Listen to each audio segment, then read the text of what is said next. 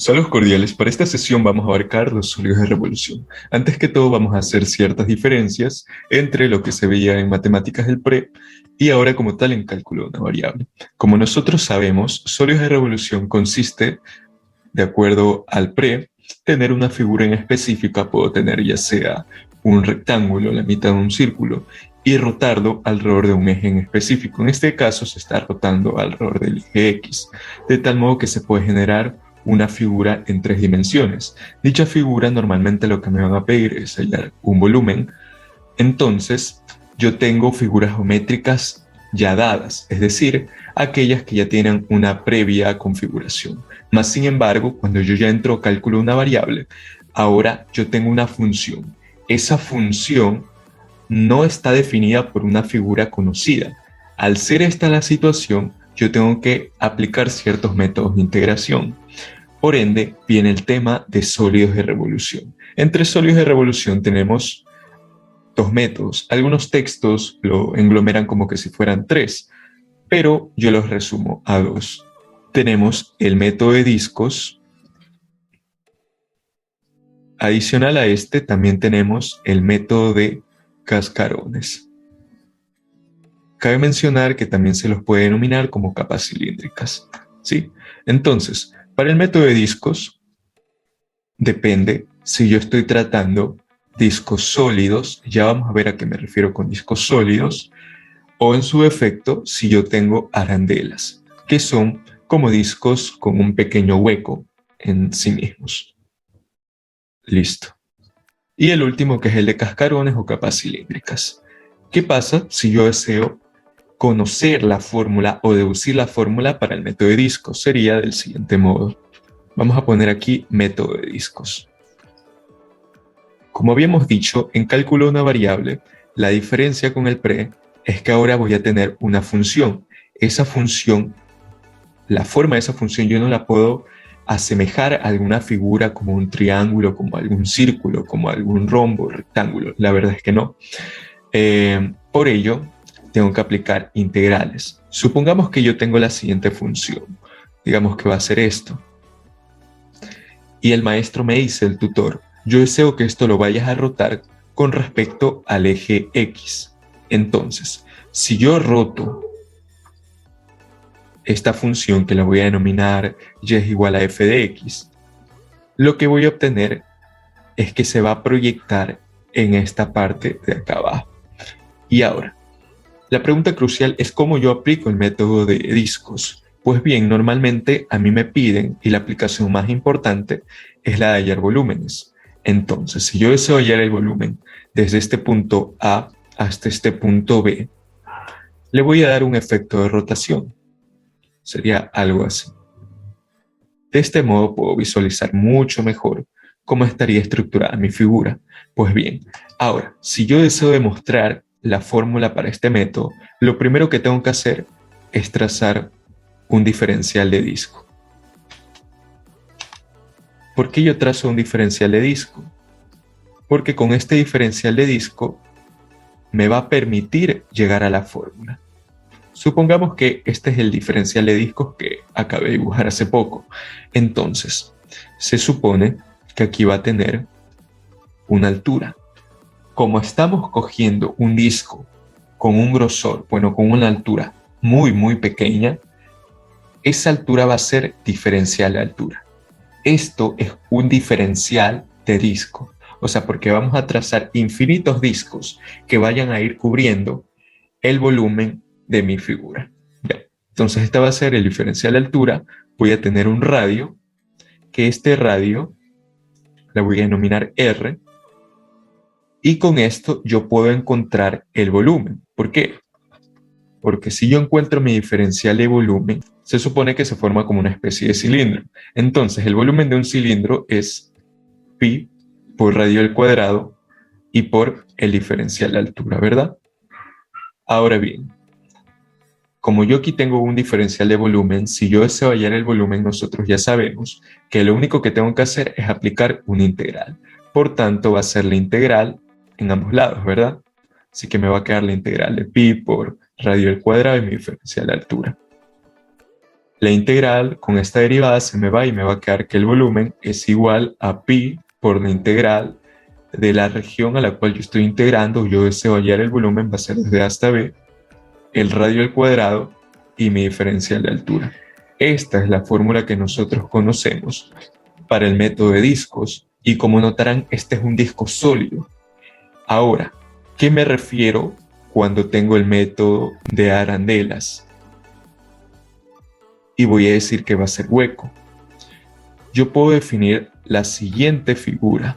Vamos otra vez a dibujar un plano X, Y, Z, X, Y. Si este es mi plano X, Y, voy a dibujar una figura cualquiera, por ejemplo la siguiente. ¿Ya? Y va a estar dada por una función. Voy a definirla como f de x. Y también puedo definir otra, por ejemplo la de acá. Y la voy a denominar g de x.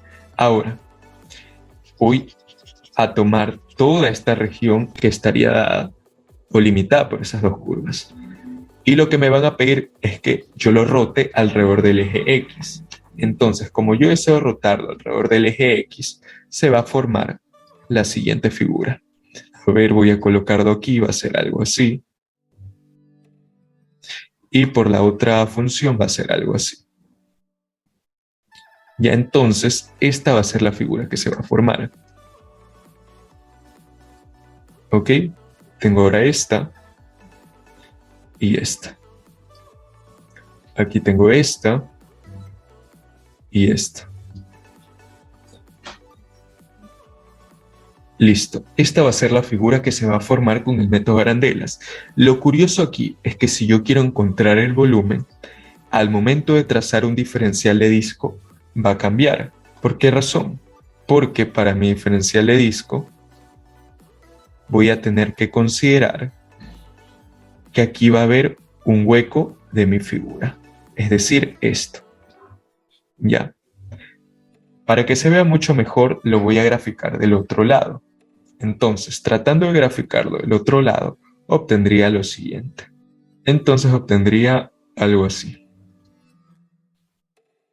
Ahora, como habíamos dicho, aquí voy a tener un diferencial de altura, porque estamos trazando infinitos discos, y la altura de estos discos va a ser muy, pero muy pequeña. Y ahora voy a tener dos radios. Voy a tener un radio pequeño que lo voy a poner como R, y un radio grande que lo voy a poner como R mayúscula, ¿sí? Y si yo deseo hallar el volumen, ¿cómo encontraría el volumen? El diferencial de volumen sería igual a pi por el radio mayor al cuadrado, mi diferencial de altura, y como es un disco que en este caso está con un hueco, le tengo que restar el volumen de esta parte de aquí, ¿verdad? Entonces va a ser pi por el radio pequeño al cuadrado y por mi diferencial de altura. Ahora, yo lo que podría hacer sería sacar factor común. Factor común, por ejemplo, pi, de tal modo que aquí me va a quedar el radio mayor al cuadrado menos el radio menor al cuadrado y por mi diferencial de altura. Y de este modo yo podría incluso aplicar integrales en ambos lados. De tal modo que me va a quedar la fórmula, porque la derivada con la integral se me va y encontraría el volumen, que es pi por la integral de la región a la cual yo deseo encontrar el volumen, pongamos desde A hasta B, el radio mayor al cuadrado menos el radio menor al cuadrado y mi diferencial de altura. Y listo. Entonces esta es la diferencia cuando yo tengo un disco sólido como tal y cuando yo tengo las arandelas, que van a tener discos con pequeños huecos en sí. Ahora, el último método consiste en el de cascarones. Entonces lo voy a detallar aquí abajo. Método de cascarones. ¿En qué consiste el método de cascarones? Voy a dibujar una gráfica cualquiera, por ejemplo, esta gráfica. A diferencia del anterior, yo ahora voy a trazar infinitos cascarones. Veámoslo con la siguiente gráfica, por ejemplo. Supongamos que me dicen, bueno, tú tienes la siguiente gráfica. Esta gráfica tú la tienes limitado desde un intervalo A hasta un intervalo B, y yo deseo que la vayas a rotar con respecto al eje Y. Lo que se va a formar sería en teoría esto. ¿Listo? Esto sería lo que se estaría formando. ¿Ok? Y como habíamos dicho, el mecanismo es que yo voy a trazar infinitos cascarones. ¿Ya? Estos cascarones van a ser del siguiente modo.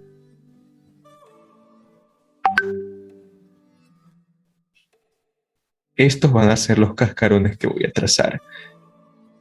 Y yo me voy a dar cuenta que estos cascarones van a tener un espesor. Si yo lo deseo dibujar mucho mejor en esta sección, a ver, van a ser algo así. Y aquí se va a ver que esto tiene un respectivo espesor. ¿Sí? Aquí, si nos damos cuenta, va a tener un espesor. Un espesor. Pero yo no sé cuál es su medida, cómo yo podría relacionarlo. Más sin embargo, tengo que hacer ciertas analogías. Esto que tengo aquí, este cascarón, es como tener un papel, ¿verdad? O un rectángulo, por así decirlo, con espesor, y lo he doblado. Ya, de ese modo se va a formar la figura que tengo. Entonces, haciendo esa analogía, esto es equivalente a tener simplemente un rectángulo o una hoja de papel con un respectivo espesor.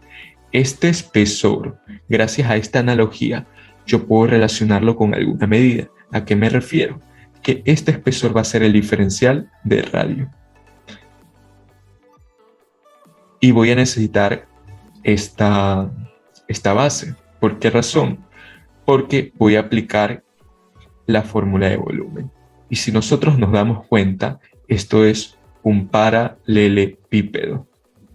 El paralelepípedo tiene como fórmula de volumen el área de la base por la altura. Y valga la redundancia, esta media va a ser h, mi altura. ¿Sí? Entonces, ¿qué me va a faltar? La base, obviamente.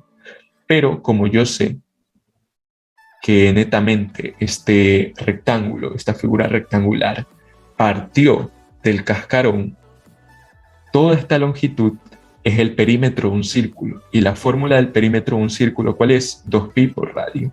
Por ende, me va a quedar que el diferencial de volumen es igual a 2pi por radio y por mi diferencial de radio, dado que tengo que multiplicar el área de mi base, el área de mi base es 2pi por radio, por este diferencial, y lo multiplico por mi altura h. Yo podría organizar esto de mejor manera, de tal modo que me va a quedar 2pi por radio por mi altura y mi diferencial de radio. Ahora puedo incluso aplicar integrales en ambos lados, de tal modo que me va a quedar 2pi por radio mi altura y mi diferencial de radio.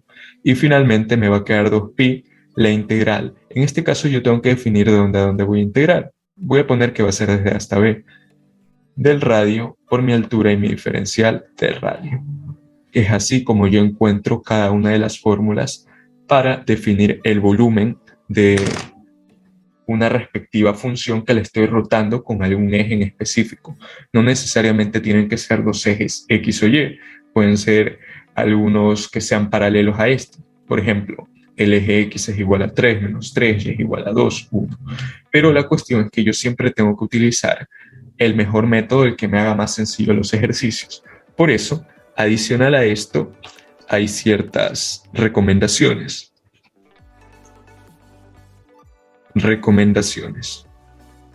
Para la parte de recomendaciones, yo lo asemejo a dos secciones. Es decir, yo puedo tener despejado mi función, mi variable y, o yo puedo tener despejada mi variable x.